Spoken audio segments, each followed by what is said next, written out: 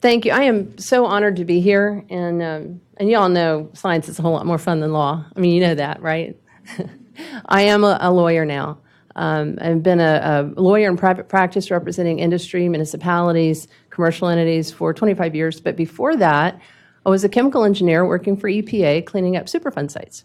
And I love all the discussion. I probably removed about 30 slides because everybody's already talked about half the stuff I was going to talk about. It's wonderful. I don't have to describe, oh yeah, density, shape, size, it all matters in this complex, I love Bart's multidimensional graph. I just love it. It's perfect.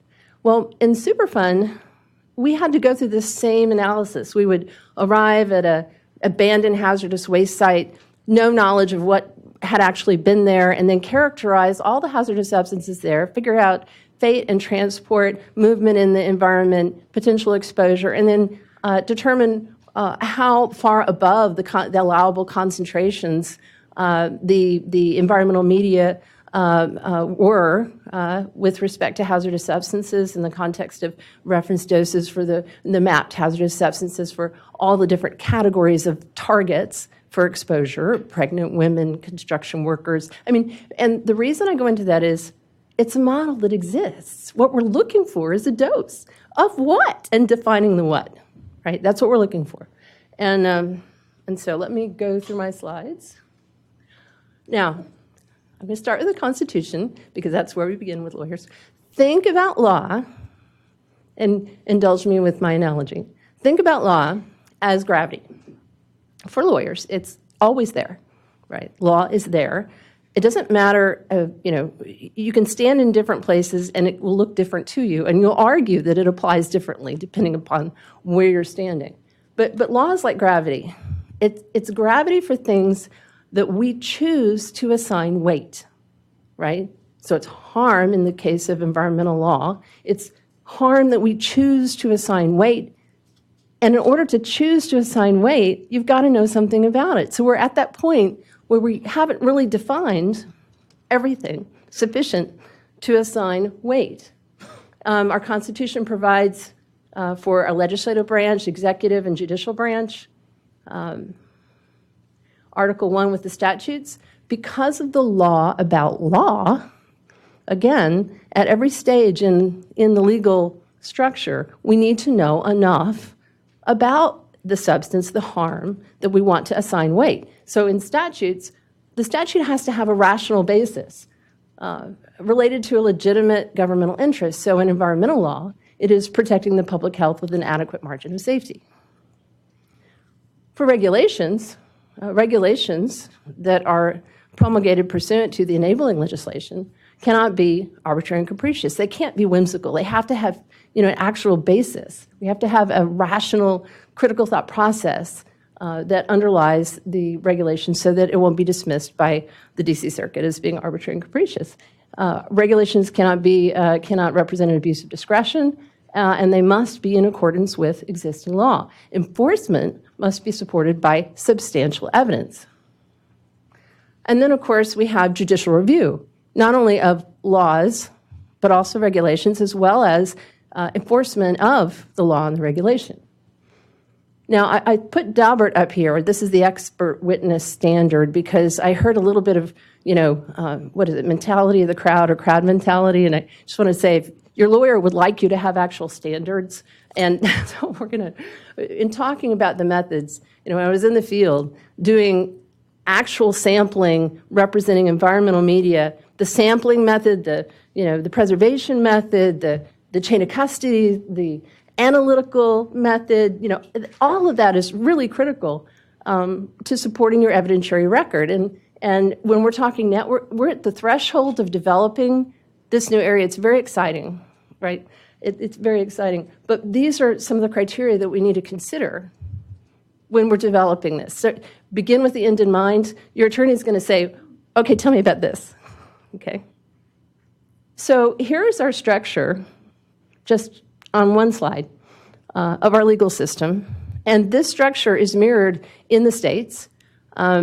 States have their own structure like this. The environmental programs are delegated to state agencies for implementation. and the states can be more stringent. Some states can be more stringent. We talked a moment ago about bag bans. About 19 states, or depends on what year you look, but many states cannot be more stringent than EPA. Many states have banned bans, right? So we have to look at each state to determine its own landscape in the context of the federal laws. Okay, so we know where we are. We know that we've had a lot of interest in this area, particularly because of the Basel amendments in May. So let's look at the statutes just briefly.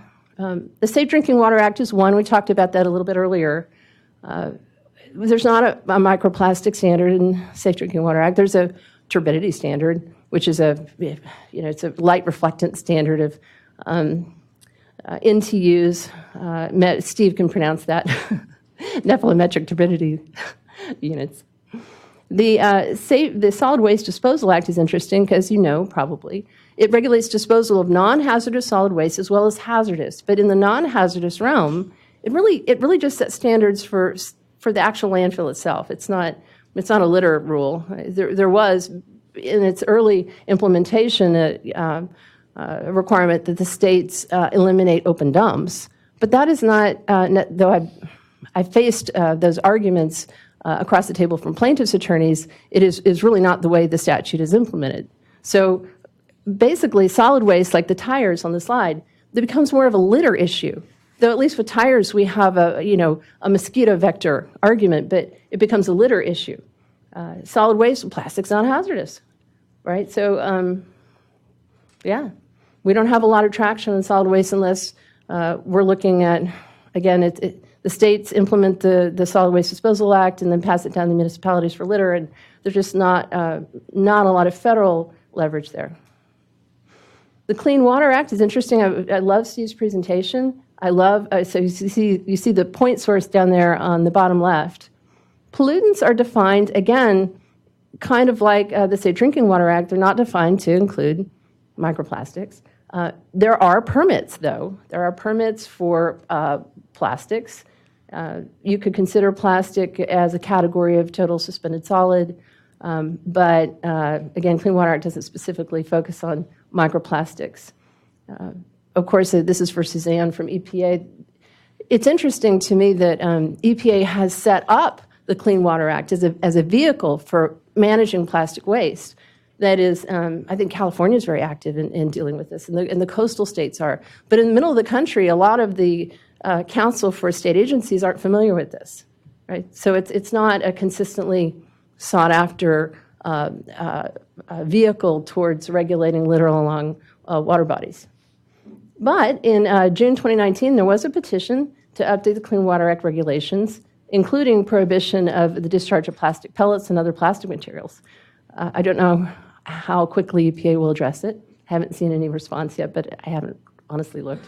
And then on June 26, 2019, you all may have seen that Formosa was issued an order by the district court in the Southern District of Texas, finding that after a penalty had been paid to TCEQ, that the court found that Formosa had discharged floating solids or visible foam and other than trace amounts, and then fined them for this violation on top of the TCEQ, which is interesting because usually it's mooted. Usually if the state is already enforced and there's a defense, but there you go.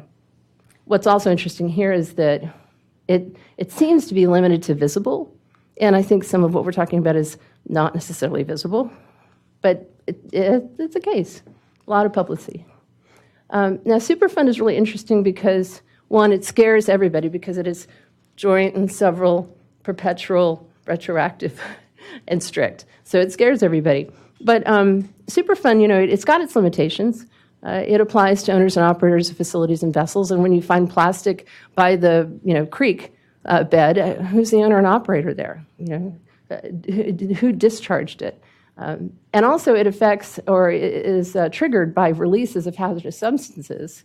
Plastic isn't a hazardous substance, but of course there are hazardous substances in plastic that leach and potentially could be the basis for a claim that hazardous substances are being released from the plastics in the environment. However, at least in one case, and this is the Hawaii case, the Center for Biological Diversity asked EPA to do a preliminary assessment at Turn Island, which is what PA is what I used to do as a EPA on-scene coordinator. And EPA took a look at all the plastic waste on the Turn Island. It decided that, yeah, it's kind of a problem. Not because the plastic itself was a physical hazard and choking terns, but because the plastic was attracting and absorbing all the chemical constituents, and that is how CERCLA was triggered. Clean Air Act is complicated, and I appreciate talking with Gina about what California is doing. The Clean Air Act is interesting because, first, it applies to stationary sources and mobile sources. It is triggered by criteria pollutants, including particulate matter, PM2.5, and hazardous air pollutants. So when we're looking at potentially tire shreds, which I think is our ground level, go-to example of something we like to address, there's not necessarily a source, though that PM2.5 could be regulated indirectly through a state implementation plan. And some states, would not utilize their SIP vehicle, pardon the pun, mechanism to address tire shreds, but California may. And it'd be interesting to see how that goes. I was talking earlier about cooperative federalism and how these programs are delegated to state agencies, and there's been some inconsistency, I think, and some questions about the feds and the states working together on states trying to be more aggressive. But we'll just see how that turns out. One of the challenges is it's difficult to sample ambient air and analyze the PM2.5 for this issue. We have the EPA's report from June 2019 saying we don't have any data. But then when you look at the reference method for PM2.5, you see, I used to be a stack sampler for commercial hazardous waste incineration company, and it is tough to implement, to actually get good data from some of these sampling methods. And this is an old sampling method. So I don't know. I think when we get back to the question of how are we going to characterize this in the environment, we have a lot of work to do, right? Then there's TSCA. I like TSCA from the sense of it is a product stewardship statute, right? We need product stewardship is what we're talking about. Once we produce it, before we produce it, let's evaluate it.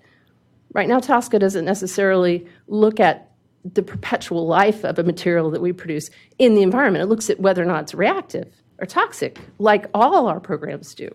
It doesn't look at how long it lasts. And I think perpetual life might be a factor that TSCA ought to probably look at. But right now, it's not covered that I'm aware of. REACH is like TSCA in that sense. So, everything that we're looking at doesn't quite get us there. But as a defense attorney, I faced many creative arguments. And the creative argument wastes a lot of time and money. It creates a lot of uncertainty. So it would be nice if we had something a little bit more specific, which I think could be addressed either through existing law with better interpretation, using newly developed methods with more certainty, or new law or regulation, but that's always time-consuming. So if you don't have law, do you have a claim? Well, you have common law. Even if there's no statute or regulation, if you have an injury, you can go to court and say, I've been injured. Well, okay, so the injury, though, when we get back to the idea of law as gravity to which, affecting those things to which we assign harm, you've got to know what the harm is. So in common law, in order to even make it through the initial motion to dismiss phase, you have to be able to explain to the judge that you have injury in fact, and that your injury has a causal relationship to something that the defendant did, and that the court, the judge, can actually give you a remedy. We're a little far away, I think, right now from being able to articulate all of that in common law.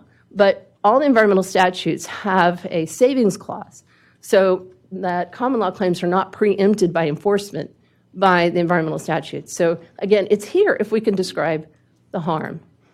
Gaps in existing authority, I just identified a few just to get us started because we're going to jump right into our panel discussion. I had been thinking, and again, my view, this is not legal advice, and this is me, not any of my affiliated entities, but Again, our environmental programs define harm overwhelmingly as chemical toxicity. We're used to it. That's our model. We're just not used to this alien stuff that stays around forever. We haven't figured out a way to characterize it. And I know that's what we're talking about here, but we need to do that, as I was showing you. We actually need to do that in order to make progress on policy and regulatory development, enforcement, and even common law claims. And I can't emphasize enough how important the evidentiary record is. All of the methods, the standardization, the agreement on terms, everything that we were talking about earlier, and thinking about the Daubert standard, that we need to have that down for us to move forward on a solid foundation. Product stewardship, again, taking a look at product stewardship, I think we need to ask another question. And I love working with the chemical engineering students. They're very excited, and the PhD students, and everybody wants to invent something that's really cool and new. We need to think about what happens if it goes in the environment perpetually. That needs to be part of the analysis. And then I love having everybody here. The integration of all stakeholders really is critical. We were talking a moment before about consumers and patterns of use. And again, in my big old Superfund mind, that's relevant to everything we're talking about in this giant centrifuge of a planet, right? Where the material was actually used, the use itself is relevant to, and may cause a particular shape or size of something in the environment. And then in their big old centrifuge, it ends up certain places, just like any centrifuge will produce. But all of the stakeholders need to be participating. And the consumers are really confused. The consumers have been told that if they spend all that time and effort to sort their plastics, that their plastic will be recycled. They're almost, they don't know what to believe anymore. And I think that if we are going to communicate, we need to be very careful. And we need to, if we're going to buy them in, we have a debt to overcome past information about recycling. So there you go. That's my talk to get us set. Thank you.